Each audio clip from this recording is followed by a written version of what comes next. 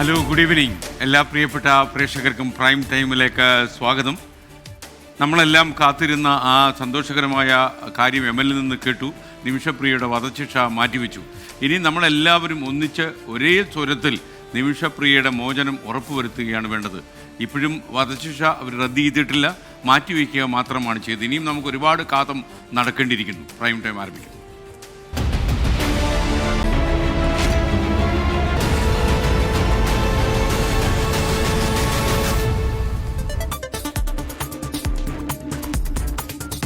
പ്രിയപ്പെട്ട പ്രേക്ഷകർക്ക് വീണ്ടും സ്വാഗതം. പ്രൈം ടൈം തുടരുകയാണ്.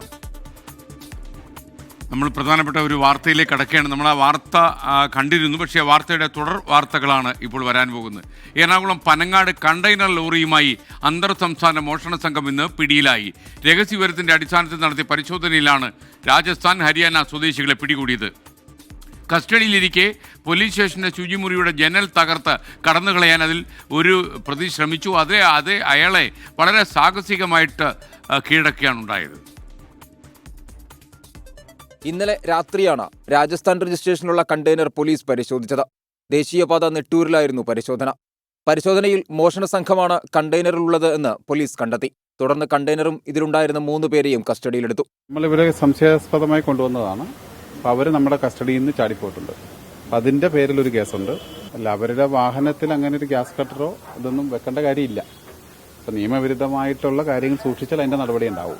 ഇവർക്ക് പ്രീവിയസ് കേസിന്റെ ഹിസ്റ്ററി ഉള്ളതുകൊണ്ടും കൂടിയാണ്. പ്രതികളിൽ ഒരാൾ പോലീസ് സ്റ്റേഷന്റെ ശുചിമുറി ജനൽ തകർത്ത പുലർച്ചെ രക്ഷപ്പെട്ടു. ഇന്ന് രാവിലെ നടത്തിയ തിരച്ചിലിൽ അതിസാഹസികമായി ഇയാളെ പിടികൂടി.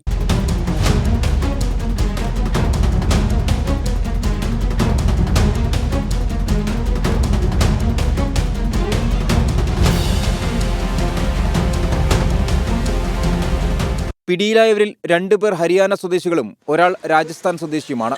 നിരവധി മോഷണ കേസുകളിലെ പ്രതികളാണിവർ. കണ്ടെയ്നറിൽ നിന്ന് ഗ്യാസ് കട്ടർ അടക്കം പോലീസ് കണ്ടെടുത്തു.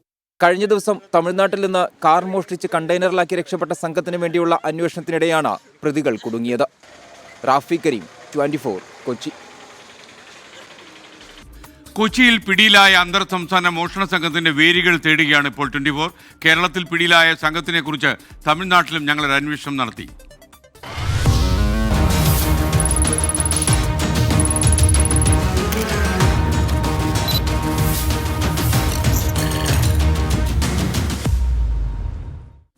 തമിഴ്നാട്ടിലെ കൃഷ്ണഗിരിയിൽ നിന്ന് മോഷ്ടിച്ച കാറുമായി സംഘം പോകുന്ന CCTV ദൃശ്യങ്ങൾ 24-ന് കിട്ടി. ഗുരുവാരപ്പള്ളിയിൽ നിന്ന് മോഷ്ടിച്ച കാറുമായി കൃഷ്ണഗിരി ടോൾ ഗേറ്റ് കടന്നുപോകുന്ന ദൃശ്യങ്ങളാണ് കിട്ടിയത്.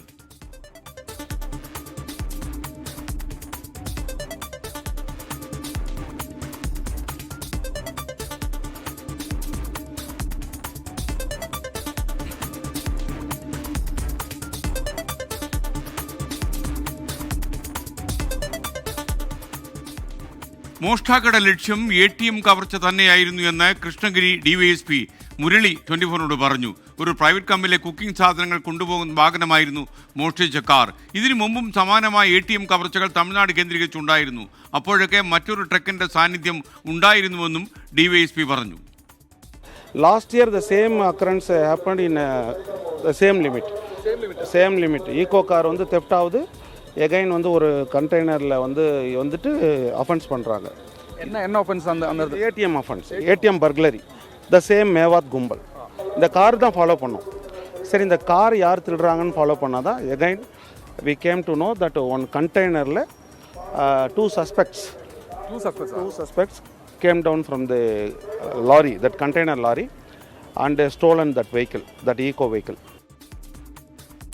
തമിഴ്നാട്ടിലെ ഗുരുവാരപ്പള്ളിയിൽ നിന്ന് ഞങ്ങളുടെ പ്രതിനിധി ശ്രീജിത്ത് ശ്രീകുമാരൻ ചേരുന്നു. പറയൂ ശ്രീജിത്ത്.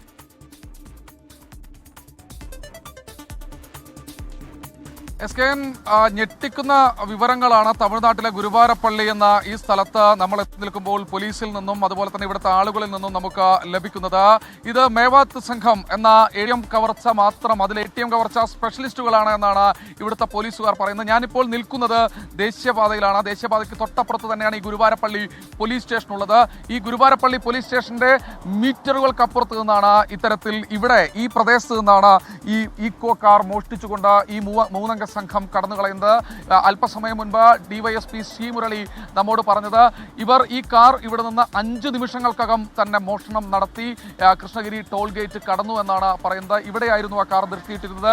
നേരത്തെ ഡിവൈഎസ്പിയുടെ ബൈറ്റിൽ അദ്ദേഹം പറഞ്ഞിരുന്നത് ഒരു കുക്കിംഗ് സ്ഥാപനം എന്നായിരുന്നു. പക്ഷേ അതിൽ ചെറിയൊരു തിരുത്തുണ്ട്. കുക്കിംഗ് സ്ഥാപനമല്ല, മറ്റ് ഇതര സംസ്ഥാന തൊഴിലാളികളെ കൊണ്ടുപോകുന്ന ഒരു വാഹനമായിരുന്നു, ഒരു ഈക്കോ കാറായിരുന്നു. രാവിലെ അവരെ കൊണ്ടുപോകും, തിരിച്ച് ഇവിടെ തന്നെ കൊണ്ടുവന്നിടും, തിരിച്ച് രാത്രി വീണ്ടും ഇവിടെ നിന്ന് കൊണ്ടുപോയി അവരെ കമ്പനിയിൽ നിന്ന് എടുത്ത് ഇവിടെ തന്നെ കൊണ്ടുവരും. ഇതിന് തൊട്ടപ്പുറത്താണ് ഈ ഇതര സംസ്ഥാന തൊഴിലാളികൾ, നേപ്പാൾ സ്വദേശികളായ ഇതര സംസ്ഥാന തൊഴിലാളികൾ താമസിക്കുന്നത്.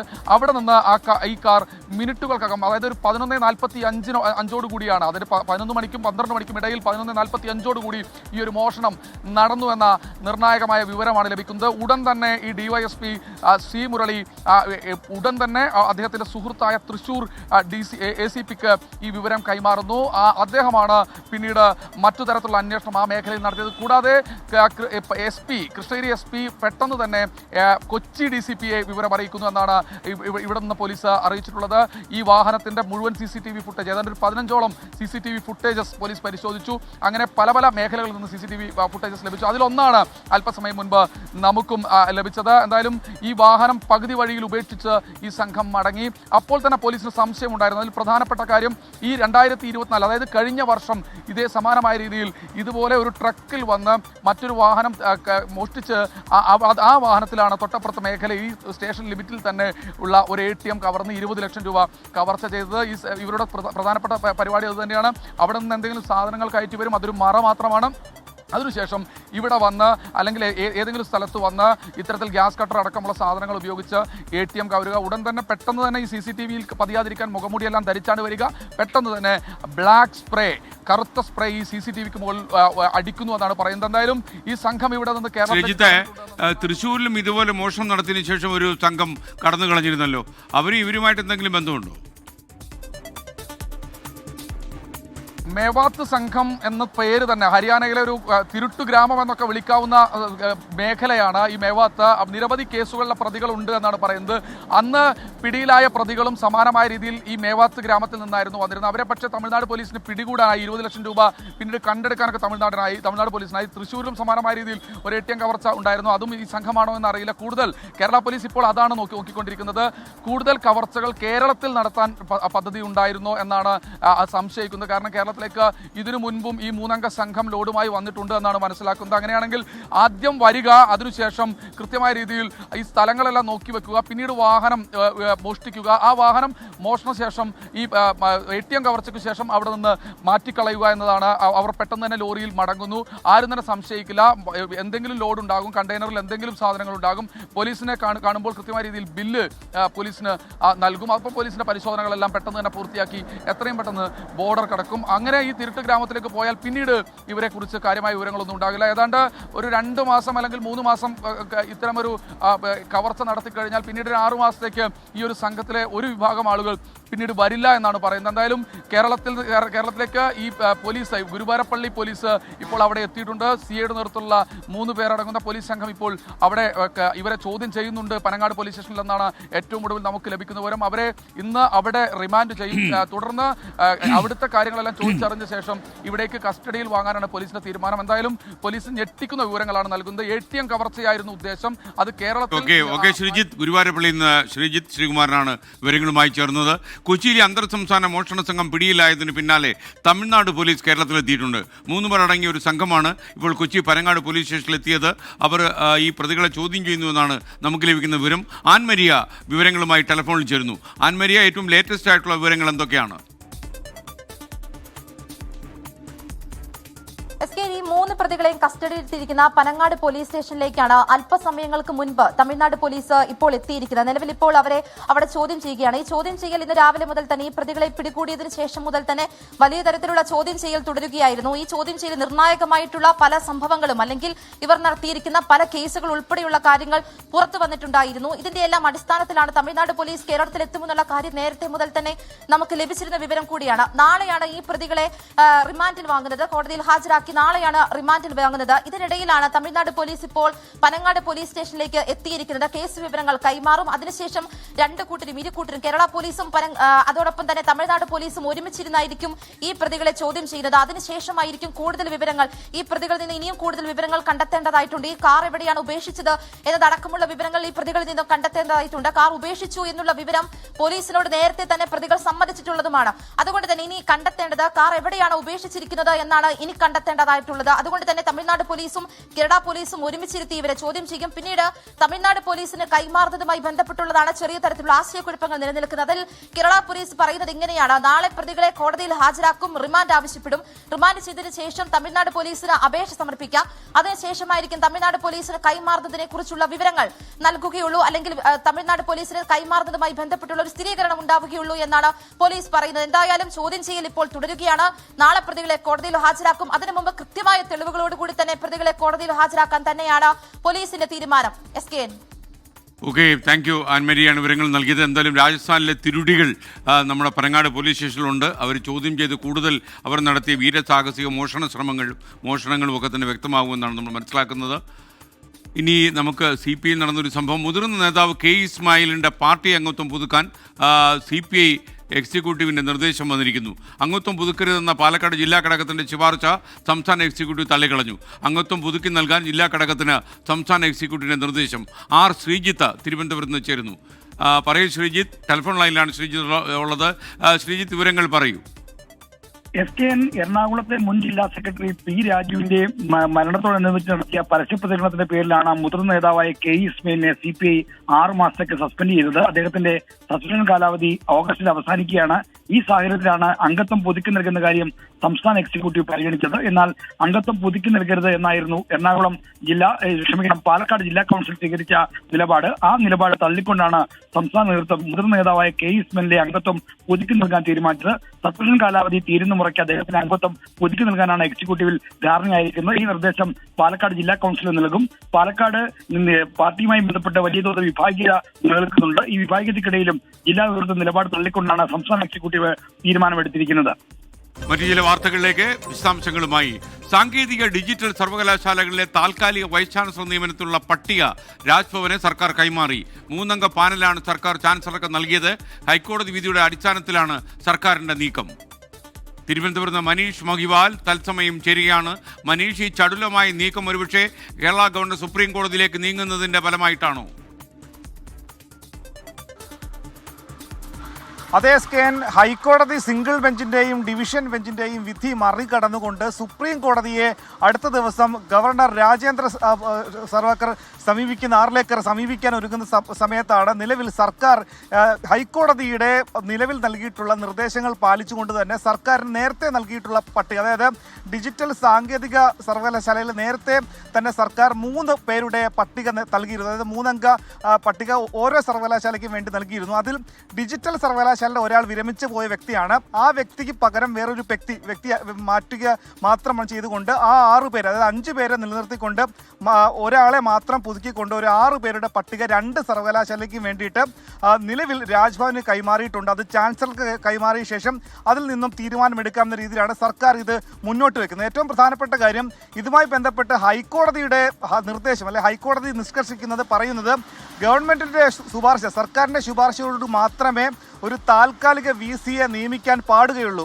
അങ്ങനെ നിയമിച്ചാൽ തന്നെ 6 മാസമായിരിക്കും എൻ്റെ കാലാവധി. ഒപ്പം തന്നെ എത്രയും വേഗം സ്ഥിരം VCയെ നിയമിക്കാനുള്ള കാര്യങ്ങളൊക്കെ തന്നെ സർക്കാരിനാണ് അത് സംബന്ധിച്ചുള്ള പൂർണ്ണ ഉത്തരവാദിത്തമുള്ളത്. അത് ചാൻസലർക്കോ VCക്കോ ഇത് സംബന്ധിച്ചുള്ള നിയമകാര്യങ്ങൾ സാങ്കേതികമായ ചില പരിമിതികളുണ്ട് എന്ന് വ്യക്തമാക്കിയത് ഹൈക്കോടതിയുടെ സിംഗിൾ ബെഞ്ചും പിന്നീട് കഴിഞ്ഞ ദിവസം സുപ്രധാന വിധി പറഞ്ഞ ഡിവിഷൻ ബെഞ്ച് കൂടിയാണ്. അങ്ങനെ ഗവർണർ ആ രീതിയിൽ തനിക്കെതിരെ ഉണ്ടാകുന്ന സർക്കാർ നീക്കങ്ങളെ പ്രതിരോധിക്കാൻ വേണ്ടി, അതായത് ഗവർണർ ആരിഫ് മുഹമ്മദ് ഖാനുള്ള സമയത്താണ് 2 സർവകലാശാലയും സിസ തോമസിനെയും ഒപ്പം തന്നെ ശിവപ്രസാദിനെ നിയമിക്കുന്നത്.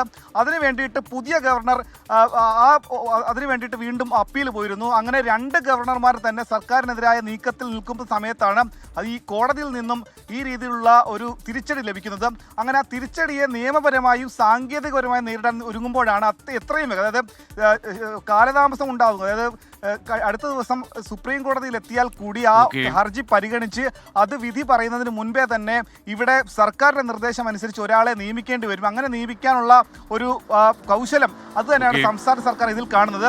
അങ്ങനെ ആ രീതിയിൽ നാളെയോ മറ്റന്നാളോ തന്നെ പുതിയ PC-മാരെ ഈ 2 സർവകലാശാലയിലും നിയമിക്കേണ്ടി വരും. SKN.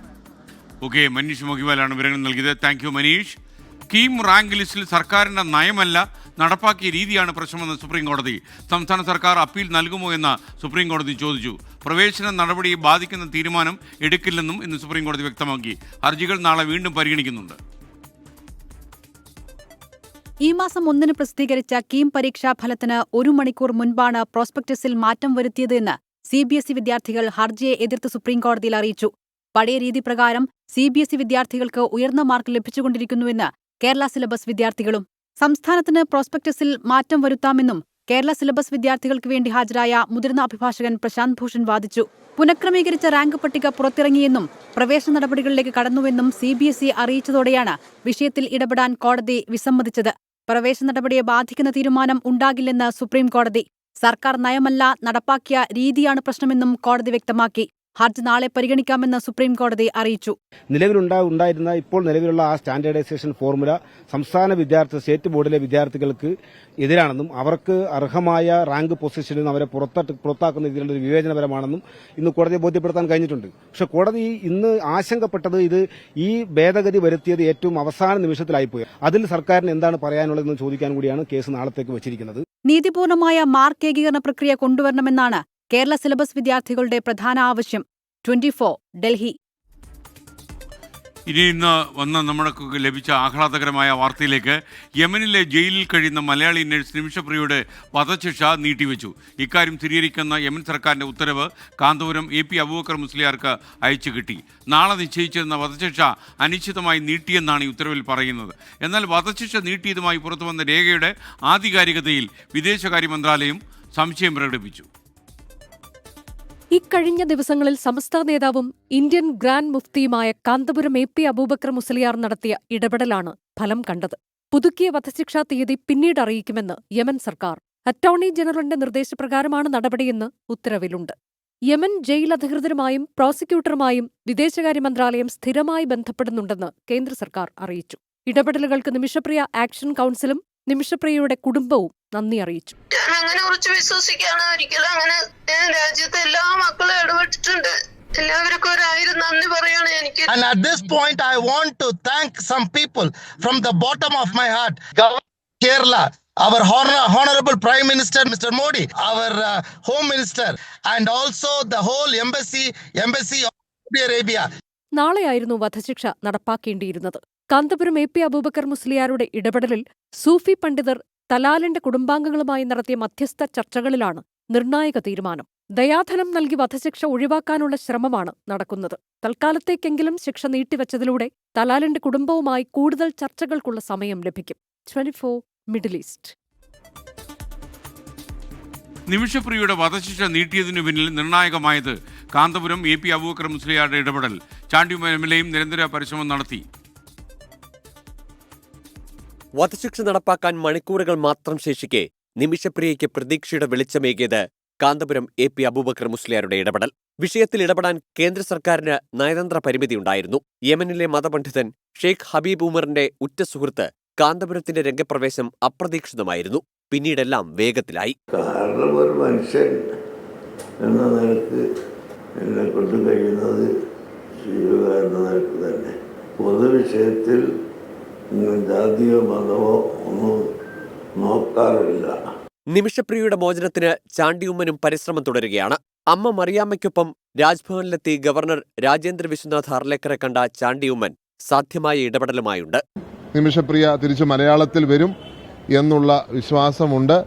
കാരണം കൂട്ടായ ഒരു പരിശ്രമം, അതിനകത്ത് ആദരണീയനായ ഗവർണറിന്റെ പങ്ക് വളരെ വലുതാണ്.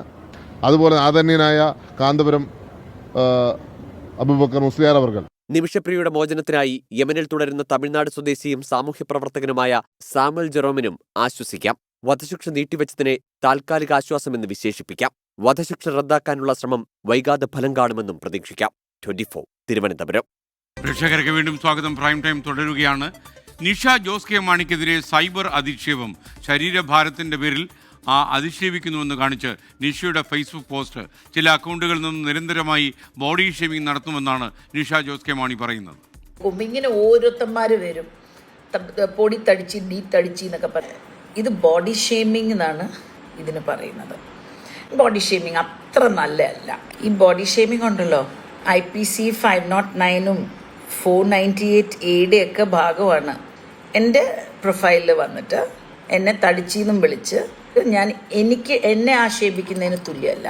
അത് ഓരോ പ്രസവത്തിന് ശേഷം വണ്ണം വെക്കുന്ന സ്ത്രീകളെ, അമ്മമാരെ ആക്ഷേപിക്കുന്ന തുല്യമാണ്. വിവരങ്ങളുമായി ടോബി ജോൺസൺ കോട്ടയത്ത് നിന്ന് ചേരുന്നു. ടോബി, ഏത് സാഹചര്യത്തിലാണ് ഇത്തരം ഒരു പ്രചാരണം നിഷ ജോസ് കെ മാണിക്കെതിരെ നടക്കുന്നത്? നിഷ നിയമ നടപടികൾ സ്വീകരിക്കുമെന്നാണോ നമുക്ക് മനസ്സിലാക്കാൻ കഴിയുക?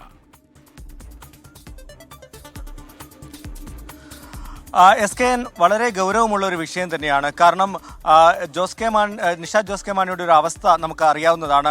2 വർഷം മുമ്പാണ് അവർ ക്യാൻസർ രോഗബാധിതയായത്. അതിനുശേഷം അതിൽ നിന്നും റിക്കവർ ചെയ്ത് വരുന്നതിൻ്റെ ഇടയിലാണ്, അതുമായി ബന്ധപ്പെട്ടുള്ള വലിയ ചികിത്സകളൊക്കെ നടക്കുന്നതിനിടയിലാണ് ഇത്തരത്തിൽ ശരീരഭാരത്തിൻ്റെ പേരിൽ അവരെ അധിക്ഷേപിക്കുന്നത്. അത് സൈബർ ഇടത്തിൽ അതിരൂക്ഷമായിട്ടുള്ള സൈബർ ആക്രമണങ്ങൾ അവർക്ക് നേരിടേണ്ടി വരുന്നത്. അതിൽ ഗതികെട്ടിട്ടാണ്, അതായത് ഇത് ആദ്യം കണ്ടില്ലെന്ന് നടിച്ചു, പക്ഷേ നിരന്തരം ഇങ്ങനെ വരുന്ന ഒരു സാഹചര്യത്തിലാണ് അവർ ഈ ഒരു നടപടിയിലേക്ക് ഒരു ഫേസ്ബുക്ക് പോസ്റ്റ് ഇട്ട് അതിനെതിരെ പ്രതികരിക്കാൻ തീരുമാനിച്ചത്. ഞാൻ അല്പസമയം മുമ്പ് നിഷ ജോസ് കെ മാണിയുമായി സംസാരിച്ചിരുന്നു. അപ്പോൾ അവർ പറഞ്ഞത് ഒരു നിയമ നടപടിയിലേക്ക് പോകുന്നില്ല, കാരണം ഇത് നിയമ നടപടി കൊണ്ട് ഇതിനെ ചെറുക്കേണ്ടതല്ല, അതിനപ്പുറത്തേക്ക് സമൂഹം അറിയേണ്ട ചില കാര്യമാണ്. ഇത്തരത്തിൽ താൻ മാത്രമല്ല, സ്ത്രീകൾ പലരും ഇത്തരത്തിലുള്ള പ്രശ്നങ്ങൾ സമൂഹ മാധ്യമങ്ങളിൽ അനുഭവിക്കുന്നുണ്ട്. അതിനെതിരെ ഒരു ശബ്ദമാകുക എന്നുള്ളതാണ് തൻ്റെ ലക്ഷ്യം. അതുകൊണ്ടാണ് ഇത് തുറന്നു പറഞ്ഞത് എന്നാണ് അവർ പറയുന്നത്. പ്രധാനമായിട്ടും അലൻ ജോസ് എന്ന് പറയുന്ന ഒരു അക്കൗണ്ട്, അതുപോലെ തന്നെ ശ്രീകൃഷ്ണ എൻ്റർടൈൻമെൻറ്റ് എന്ന് പറയുന്ന ചില അക്കൗണ്ടുകളാണ്. ഇങ്ങനെയുള്ള ചില അക്കൗണ്ടുകളിൽ നിന്നാണ്, അത് ഫേക്കാണെന്നാണ് അവർ പറയുന്നത്. ഫേക്ക് ID ആയിരിക്കാം. ഒരുപക്ഷെ ഈ ഒരു വിവാദം വന്നതിന് തൊട്ട് പിന്നാലെ, നിഷ ജോസ് കെ മാണിയുടെ ഫേസ്ബുക്ക് പോസ്റ്റ് വന്നതിന് തൊട്ട് പിന്നാലെ അവരത് റിമൂവ് ചെയ്തിട്ടുണ്ട് ഈ കമൻറ്റുകളെന്നും നിഷ നമ്മളോട് പറഞ്ഞു.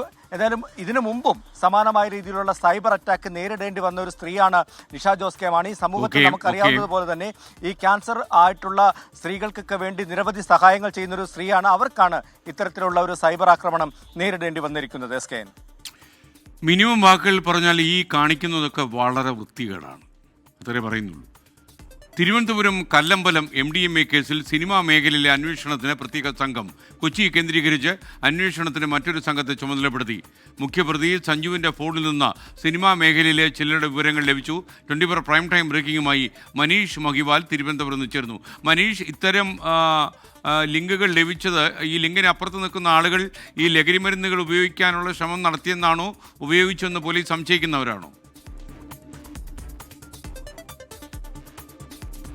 SKN ഈ സഞ്ജു അല്ലെങ്കിൽ സൈജു എന്നറിയപ്പെടുന്ന ആളുമായി ഇടപാട് നടത്തിയ ആളുകളെ സംബന്ധിച്ചുള്ള വിവരങ്ങൾ പോലീസിന് ലഭിക്കുന്നത് ഇയാളുടെ ഫോൺ ശാസ്ത്രീയ പരിശോധനയ്ക്ക് നടത്തിയ ശേഷമാണ്. അങ്ങനെ ഇയാളുടെ ഫോൺ ദിവസങ്ങൾ നീണ്ട ശാസ്ത്രീയ പരിശോധന നടത്തുമ്പോൾ നിരവധി പ്രശസ്തരായിട്ടുള്ള നടന്മാരുടെ കൂടെയുള്ള ഫോട്ടോകളുണ്ട്. പക്ഷേ ഇത്തരം ചിത്രങ്ങൾ ഉള്ളത് കൊണ്ട് തന്നെ ഇവരുമായി എന്തെങ്കിലും ലഹരി ഇടപാടുകൾ ഉണ്ടെന്ന് അന്വേഷണ സംഘം അങ്ങനെയുള്ള അനുമാനത്തിലേക്ക് എത്തുന്നില്ല. പക്ഷേ ഈ സഞ്ജുവിനെ കാണാൻ വേണ്ടിയിട്ട്, സഞ്ജുവിൻ്റെ ഒരു കേന്ദ്രം, ഈ ലഹരി മരുന്നിൻ്റെ കേന്ദ്രം വർക്കലയാണ്. വർക്കല കേന്ദ്രീകരിച്ച് ഇയാൾക്ക് ഒത്തിരി ബിനാമി റിസോർട്ടുകളൊക്കെ തരുന്നുണ്ട്. ഈ ബിനാമി റിസോർട്ടിൽ മലയാളം സിനിമാ ഇൻഡസ്ട്രിയിലെ നേരത്തെ ലഹരി ഉപയോഗിച്ച് വിവാദ വിഷയത്തിലായ ഒരു പ്രധാനപ്പെട്ട ഒരു നടൻ, ഈ നടൻ ഈ വർക്കല കേന്ദ്രീകരിച്ച് അവിടെ എത്തി. കഴിഞ്ഞ 1 വർഷത്തിന് മുൻപ് ഇവിടെ വന്ന് ദിവസങ്ങളോളം ഈ സൈജുവിനെ അല്ലെങ്കിൽ സഞ്ജുവിൻ്റെ ബിനാമി ഇടപാടിലുള്ള റിസോർട്ടിൽ താമസിച്ചതിൻ്റെ രേഖകളൊക്കെ തന്നെ പോലീസിന് ലഭ്യമായിട്ടുണ്ട്. ഇത് ലഹരി ഉപയോഗത്തിന് വേണ്ടിയിട്ടാണെന്നാണ് പോലീസ് സംശയിക്കുന്നത്. പക്ഷേ പോലീസിന് ഇത് സംബന്ധിച്ച് ഒരാളെ കേസിൽ പ്രതിയാക്കണമെങ്കിൽ അയാളുടെ കയ്യിൽ നിന്ന് പ്രത്യേകം ഈ വസ്തു പിടികൂടുക, ലഹരി വസ്തു പിടികൂടുന്ന റിക്കവറി ഉണ്ടായിരിക്കുന്നത്. ഇയാൾ മുൻകാലങ്ങളിലൊക്കെ തന്നെ ഉപയോഗിച്ചിട്ടുണ്ടെങ്കിൽ കൂടി പോലീസിന് കേസിൽ പ്രതിയാക്കുക സാങ്കേതികപരമായി തന്നെ ചില വിഷയങ്ങളും പരിമിതികളും ഉണ്ട്.